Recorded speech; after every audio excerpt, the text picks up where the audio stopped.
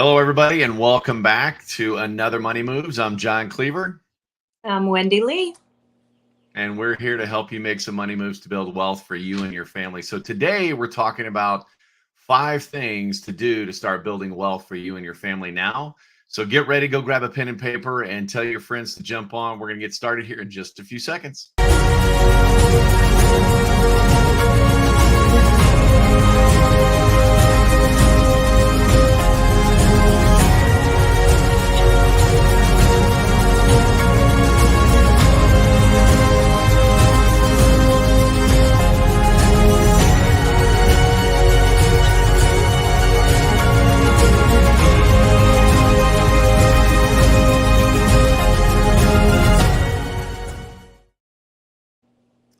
All right, well, welcome back. And as always, glad to have you here, Wendy Lee. So today we're going to be talking about the 5 things that you should be doing to build wealth, or maybe you're getting started and you haven't even started that journey yet. So you want to know what to do. And that's maybe why you haven't started, or maybe you are doing it.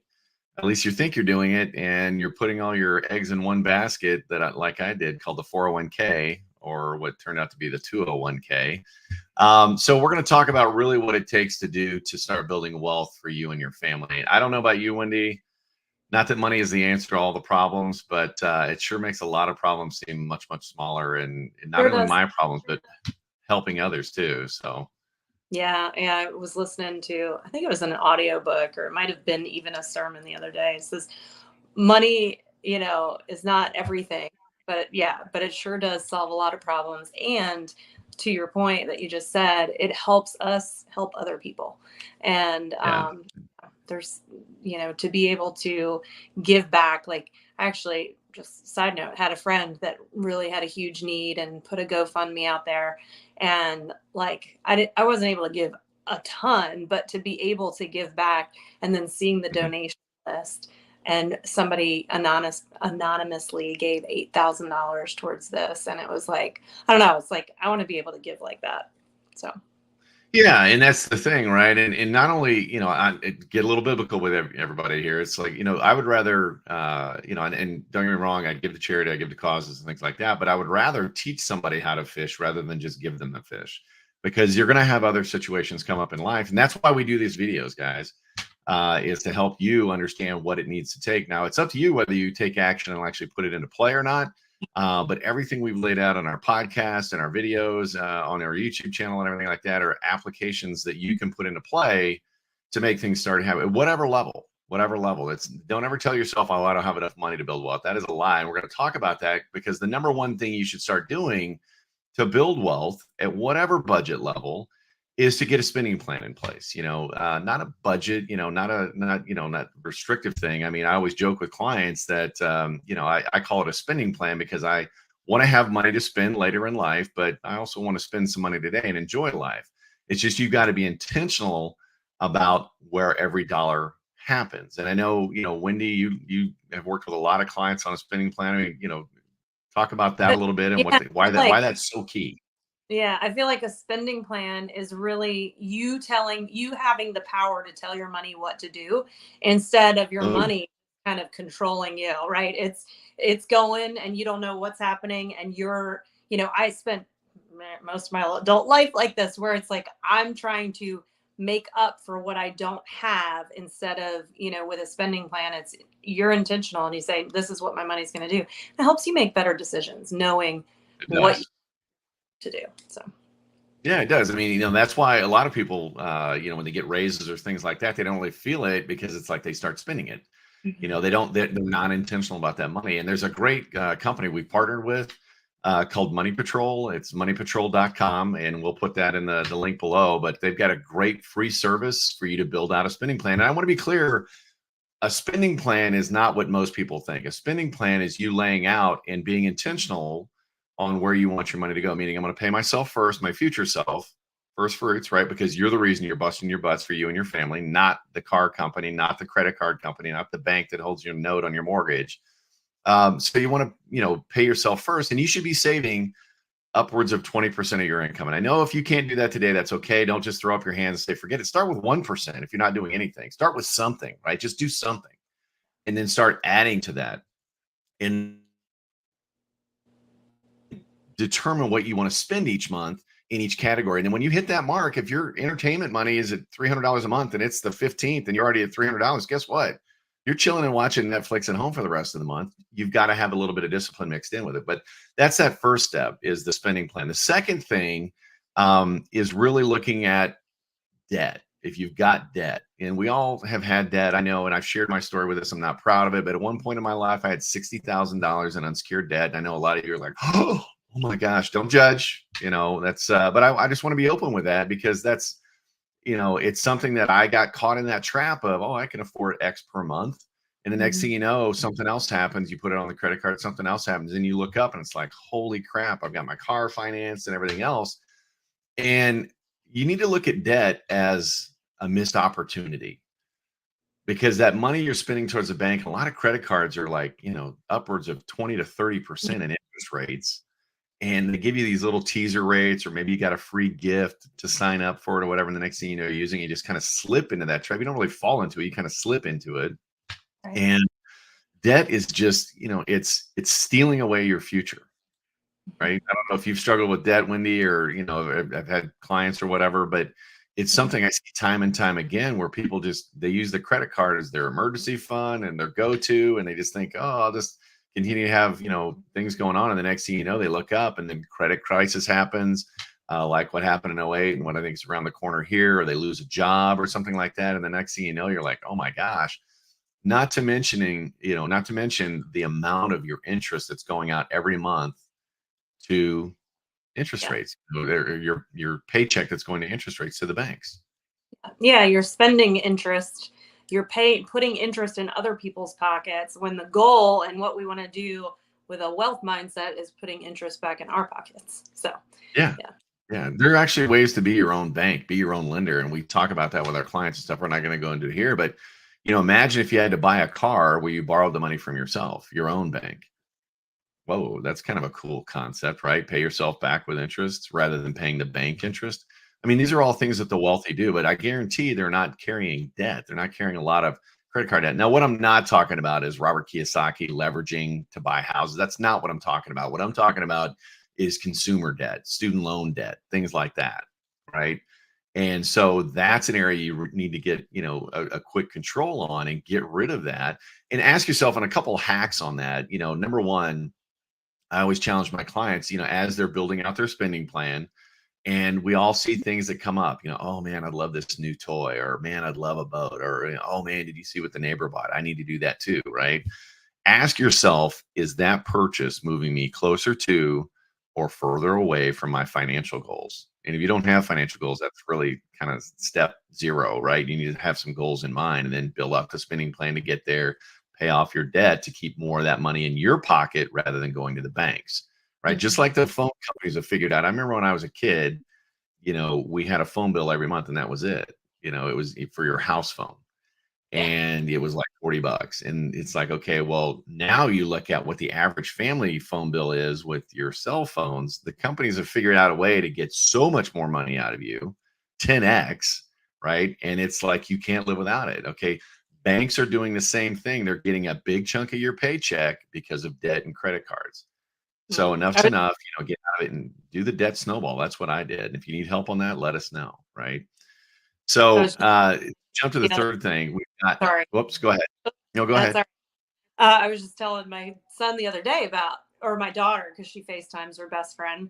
And I'm like, back when I was a kid, I couldn't call my best friend when I moved away because of long distance phone charges, And now I'm like, I remember. To your point, we spend way more money. It's free long distance, but we're spending way more money on phones now. But anyway. Oh, I know. We've got I've got my kids on my plan or whatever. I think I'm spending like $300 a month or something like that.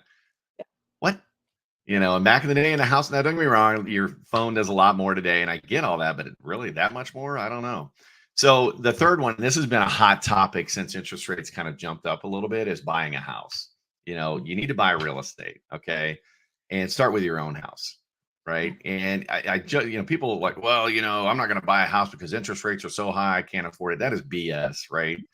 That is BS. When I bought my first house, I was getting started out. 30-year interest rate for good credit was 8%. It's not 8%. It's still way under that, right? I think it's like 7 right now. But you look at that, there are ways to do that, right? If you're single, young, get a house with, some roommates or something where you buy the house, have some people come in, put it, set up an agreement, a lease agreement, make sure everything's not just a handshake. But, do that, find a way to buy a house. Whoa, excuse me. All right, technical difficulties. Sorry. But anyway, buy that house. And well, interest rates are so high, I'm going to wait till they come down. Here's the deal. If you buy the house now and the rates come down, refinance. That's what everybody did when the rates dropped the first time, right? It's not like everybody had super low rates before that, and if they're going to go down, they're going to go down. But if they don't, you're losing out on the appreciation because house values are still going up, right? And that's the thing to think about. And it's like, you've got to look at it this way. Well, I'm not going to buy a house, I'm going to rent. Well, you're still buying a house. You're just not buying your house. You're buying your landlord's house, or you're buying the apartment complex's house, right? Or the units, right? You're paying for it. So why wouldn't you want to get something out of it? Well, then it goes back to, I can't afford it. Figure out a way. Find a good, loan broker out there, a mortgage person, right? Shop around. There's a lot of good bankrate.com. You can go and kind of see what the rates are, see what you qualify for. And then, man, I don't know that I can afford that, with the upkeep and everything else. This is where roommates come in, right? People left and right are buying houses. We've got a client right now, 24 years old, bought a house, right? In Colorado, which is not cheap. Okay. How did she do it? Well, she moved in, and then she quickly found a couple of her friends that were looking for a place to rent, and they wanted a house rather than an apartment. Because let's be honest, unless you're into downtown living, apartments aren't the greatest. I've done it. They're okay. But now you've got that ability, that extra income coming in. Plus, you're a landlord. There's some tax benefits to it. Talk to a tax professional. But find a way, right? So number 3 is buy a house. And then you look at number 4, it's starting, that investment journey, right? Long-term investments. I'm not talking emergency fund. Don't think you're going to put away money and then 2 weeks later it's like, ooh, look at me. I've got great returns and things like that. Long-term investing, 20, 30 years down the road. Okay. How do you do that? Well, you start looking at, you can do your 401k. And if you've got a 401k, I'm a big proponent of 401ks to the match. Whatever the company provides you, I wouldn't put another penny over that. Right? Why? Because there's so many other options out there. You've got protected asset classes. Our company specializes in that. What's that? Well, what that is where you put your money, you get market-driven growth, right? But there's hedges around it, meaning you get growth when the market drops, you don't lose money. You don't gain that year, but you don't lose your money, right? And I know we talked about that that's one of the big tragedies in people with their 401ks or IRAs. They get that growth, right? But what also do they get? Yeah, they get the losses for sure. And Yeah. and then, you express this point all the time, is you're not just losing money, you're losing time, because it takes years sometimes to recoup that money that you lost in the market. Yeah. Yeah. And think about that. I mean, you look at 2018 or 2008, right? I had my 401k and it lost a bunch because the S&P, I think, went down almost 40% in 1 year. So that's a huge correction, right? And I was told by my guy, right? I had a guy and he's like, oh, don't worry about it. You'll get your money back. I'm like, oh, okay. And he didn't lie to me. I mean, I did in 2013. And so you look at that, that's 5 years that I wasn't really growing, because getting lost money back, guys, that's not growth. Okay. That you realize that, right? That's not real growth. I don't care what the return is. That's you getting lost money back. Right. So I lost that 5 years, and that wasn't the only time it happened, right? It happened, back previously in 2000 to 2003. And then it happened again, I think in there was 2016 maybe. And then 2019, there was a little bit of a hiccup too. And every time that happens, you lose 2 or 3 years. Well, over your working career of 40 years, let's call it, just for even math, you look at, oh my gosh, I lost 15 years because of rebound money. Okay. Rebound gains. Those aren't real gains. Right. And so that's why I call the 401k kind of the 201k. Now, don't get me wrong. Like I said, I like it up to the match, but beyond that, there's a lot better stuff. You need help on that? Give us a call. Right. So the last item, just to kind of round it out, is not just thinking about you, because the struggles that you've gone through, right? Financially, the challenges you've had of trying to figure all this out, right? And starting at ground zero. Now, maybe you were fortunate enough to be a trust fund kid, right? I was not. Maybe you were fortunate enough to have your parents or grandparents leave you a bunch of land. I've got a friend of mine. He's actually a client as well. They just sold some family land. His dad bought it in, I don't know, in the 70s for like $75,000, 2.5 million is what they just sold it for. So I mean, if you're like most of us out there that aren't fortunate, and I wish that's great, right? His family did the right thing. They set up success not only for themselves but future generations, right? And so as you build your kingdom, to use a kind of a biblical vernacular, you don't want the state to come in and take a huge chunk of it. And they will through the probate process. Mhm. And so many people, I don't know, Wendy, I mean, what percentage have you seen that actually have any type of estate plan in place that we've talked to in clients? 10 to 12%, maybe. It's very, Maybe, right? very surprisingly low. I would say, yeah, Yeah, and 80 everybody knows. people that we talk to do not even have a will. So, Yeah, and that's the thing, and it's like everybody knows it's important, right? right. And it is. And it's one of those things that I'm an ESPN fan. If you guys heard that, I don't know if you heard that on the mic or not, but my youngest son's tearing it up for UK. But anyway, so it's one of those things that without that estate plan in place, and that's why you want to partner with a good firm that's going to help you with those 4 documents every family needs, right? And then start with that, and then build that into a trust so you can pass it from one generation to the next without the state coming in and taking 30%, right? Because we're getting taxed left and right. That's why you got to have a good tax strategy. We teach people how to become tax-free millionaires, right? You want somebody who's going to show you not only one piece on growing the money, but holistically across the board on what's going on. But you've got to take that first step, and you've got to decide, I'm sick and tired of being sick and tired and not building wealth. And I don't care, if you think I don't have enough money, find out if you've got, do I have a spending problem? Do I have an income problem? Or do I have a little bit of both? Okay. So find an affiliate program or a second piece of income job, whatever the case may be, to get that going. And then, again, cut your spending through the debts and things like that. But without that spending plan, without being intentional, like we talked about, that's why it's step one. It makes it challenging. And then, okay, I'm starting to build some assets. I'm getting my debt paid off. What else? You need to buy real estate. Why? Because you need a place to live anyway.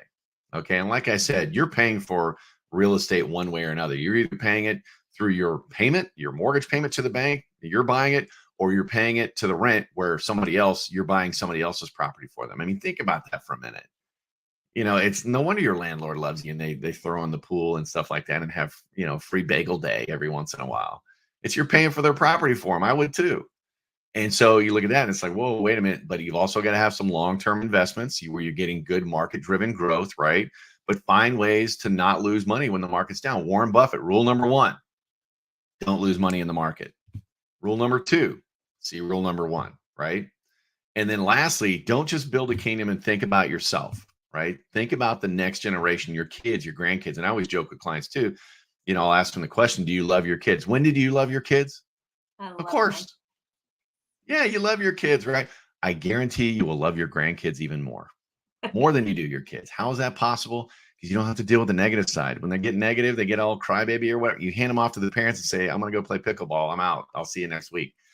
That's the reason, right? So I'm having a little fun with that, guys. But, again, those are the 5 steps to really get you going and building wealth. Take action, make a decision. Even if you're only putting away 20, $30 a month, start with something. Okay. But get a plan in play. Don't just start throwing money into an account and hoping it grows. I got my Acorn account. Ooh, it's growing. There's no plan with that, guys. That's just kind of, spray and pray, right? That's not the way to approach building wealth. I guarantee the wealthy aren't doing it. Wendy, any final words to add? Yeah, I mean, I just think it comes back with the intention and, having a plan, knowing where you're going, even if you have to stair step it up a tiny bit at a time. I feel like you're a lot more intentional with a plan.